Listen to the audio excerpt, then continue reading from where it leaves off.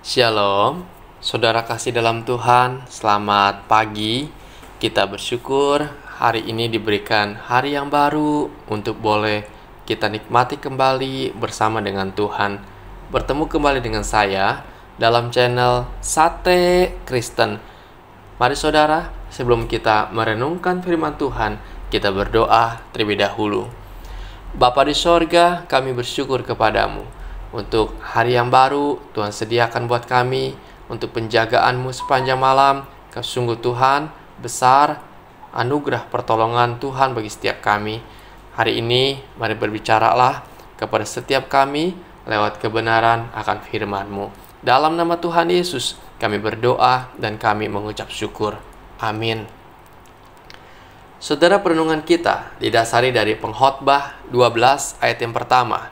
Dikatakan, ingatlah akan penciptamu pada masa mudamu, sebelum tiba hari-hari yang malang dan mendekat tahun-tahun yang kau katakan, tidak ada kesenangan bagiku di dalamnya. Saudara, tema kita hari ini ialah apa nilai hidupmu? Saudara, setiap orang diberikan waktu yang sama oleh Tuhan, yaitu satu hari sama dengan 24 jam. Tidak ada seorang pun memiliki waktu yang lebih dari 24 jam dalam satu hari, atau kurang dari 24 jam dalam satu hari. Semua sama, tak peduli tua atau muda, kaya atau miskin, putih atau hitam, perempuan atau laki-laki, semua sama. Tuhan berikan waktu, yaitu 24 jam dalam satu hari. Namun yang membedakan adalah cara kita mengisi waktu tersebut. Saudara, seringkali kita menjalani waktu secara berulang-ulang. Tidak ada sesuatu yang berbeda setiap hari. Itu saja yang kita kerjakan. Dan akhirnya hal tersebut membuat kita bosan dan merasa kita harus berubah agar hidup kita tidak stagnan. Kita berusaha mengejar cita-cita kita. Kita punya ambisi. Kita berusaha mencapai ambisi kita. Semua itu kita lakukan agar apa? Agar kita dapat memiliki hidup yang menurut kita ideal untuk masa depan kita nanti. Kehidupan yang ideal di masa depan kira-kira seperti apa, saudara? Mungkin mempunyai kedudukan, mempunyai pengaruh, menjadi orang yang pandai, cukup secara materi, terkenal, berhikmat. Dan setelah kita mencapainya, lalu apakah kita menemukan kepuasan dalam hidup kita? Saudara, kehidupan ideal seperti itu pernah dicapai oleh seorang pria bernama Salomo. Dalam kitab Pengkhotbah, kita bisa melihat bagaimana Salomo merenungkan kembali apa yang telah ia capai di dalam kehidupannya. Salomo seorang raja. Ia adalah seorang yang memiliki kedudukan yang tinggi dalam pemerintahan.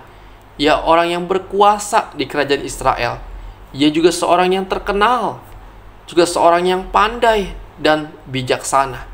Sebagai seorang raja, ia juga sangat kaya raya, memiliki banyak tanah, memiliki banyak ternak, banyak pengikut, banyak emas, perak, dan permata, dan juga memiliki banyak istri. Saudara, hal-hal yang diinginkan manusia pada zamannya dan pada zaman ini telah ia dapatkan semasa hidupnya. Apa yang kurang dari kehidupan Salomo tidak ada. Banyak orang akan menyebut Salomo sebagai orang yang berbahagia. Namun saudara, dalam kitab Pengkhotbah inilah Salomo merenungkan kembali nilai hidup yang ia jalani dan semua yang pernah ia raih.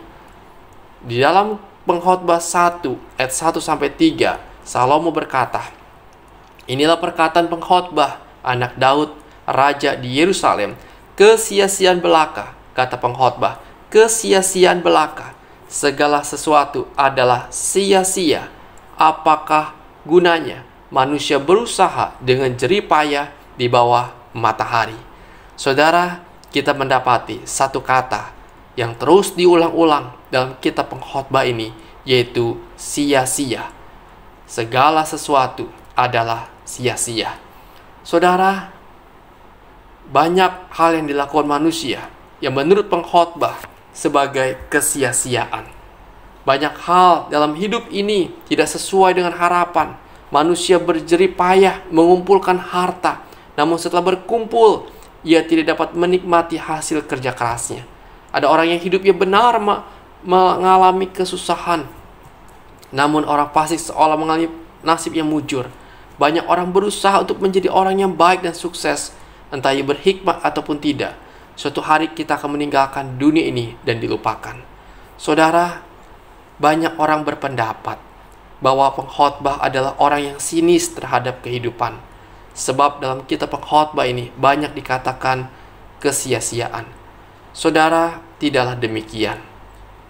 Namun sesungguhnya dalam kitab ini Salomo berusaha menyingkapkan fakta yang ada di dalam kehidupan manusia, yaitu bahwa hidup manusia itu singkat adanya.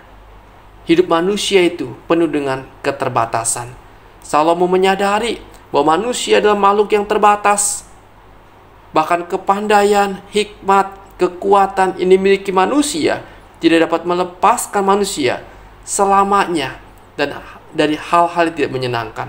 Orang berhikmat pun bisa mengalami hal yang buruk. Orang kuat pun tidak selalu menang di dalam pertandingan. Tidak selamanya seseorang kuat secara fisik. Tidak selamanya seseorang dapat lepas dari masalah dengan mengandalkan kepandaian dan hikmat yang ia miliki. Salomo mengatakan, kita penuh dengan keterbatasan. Yang kedua, Salomo mengatakan, manusia tidak tahu apa yang akan terjadi di kemudian hari atas hidupnya. Saudara, tidak ada seorang manusia pun yang dapat memastikan bahwa hidup yang kita jalani akan selalu mulus. Tidak ada seorang pun memastikan apa yang akan terjadi di masa depan. Bahkan untuk besok pun tidak ada orang yang tahu. Manusia hidup di dalam keterbatasan ruang dan waktu. Kemujuran, kemalangan, datang silih berganti dalam hidup manusia. Semua orang tanpa terkecuali akan mengalaminya. Saudara, kita tidak tahu akan hari esok. Yang ketiga ialah Salomo mengajarkan bahwa apa yang menurut banyak orang dapat membawa kebahagiaan dan sukacita sebenarnya tidak akan membawa seseorang kepada kebahagiaan yang sejati. Salomo memiliki semuanya, kekayaan, kedudukan, kuasa. Namun toh Salomo tidak menemukan kedamaian dan kepuasan sejati di dalam kehidupannya. Yang terakhir, Salomo mengajarkan bahwa manusia suatu saat akan menghadapi usia tua dan kematian. Salomo sadar kehidupan akan berakhir cepat atau lambat. Semua akhirnya akan berlalu. Manusia akan meninggal. Saudara, suatu hal yang tidak dapat ditolak oleh manusia. Karena itu, di dalam ayat emas kita dikatakan pada hari ini, ingatlah akan penciptamu pada masa mudamu, sebelum tiba hari-hari yang malang dan mendekat tahun-tahun yang kau katakan, tidak ada kesenangan bagiku di dalamnya. Firman Tuhan mau mengatakan, mengingatkan pada setiap kita, ingatlah Tuhan yang telah menciptakan kita. Selama kita masih hidup, selama kita masih bernapas, cari Tuhan yang bernilai kekal di dalam kehidupan kita, agar hidup kita tidak menjadi sia-sia. Saudara, kita memang harus bekerja. Kita harus punya keinginan. Kita harus punya ambisi. Tetapi jangan sampai kita melupakan Tuhan di atas segala apa yang kita kerjakan. Ingat Tuhan, karena suatu hari kelak juga kita harus mempertanggungjawabkan hidup kita di hadapan Tuhan. Saudara, maka pertanyaannya buat saudara dan saya hari ini ialah, apa nilai hidup kita? Apa yang kita kejar selama kita hidup di dunia saat ini? Biar kita berhikmat, menggunakan waktu yang Tuhan berikan dengan bijaksana. Cari Tuhan, cari yang bernilai kekal, agar hidup kita tidak menjadi sia-sia. Kiranya renungan ini boleh memberkati saudara sekalian. Amin.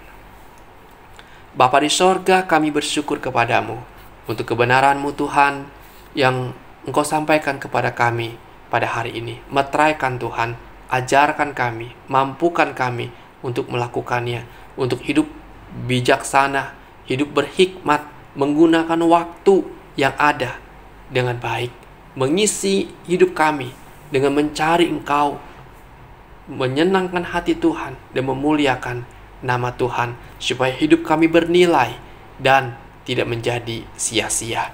Terima kasih Tuhan, kami bersyukur kepadamu. Inilah doa kami. Di dalam nama Tuhan Yesus, kami berdoa dan kami mengucap syukur. Amin. Selamat pagi saudara, selamat beraktivitas, dan mari kita melakukan minimal satu kebaikan kepada sesama kita pada hari ini. Dan Tuhan Yesus memberkati kita sekalian pada hari ini.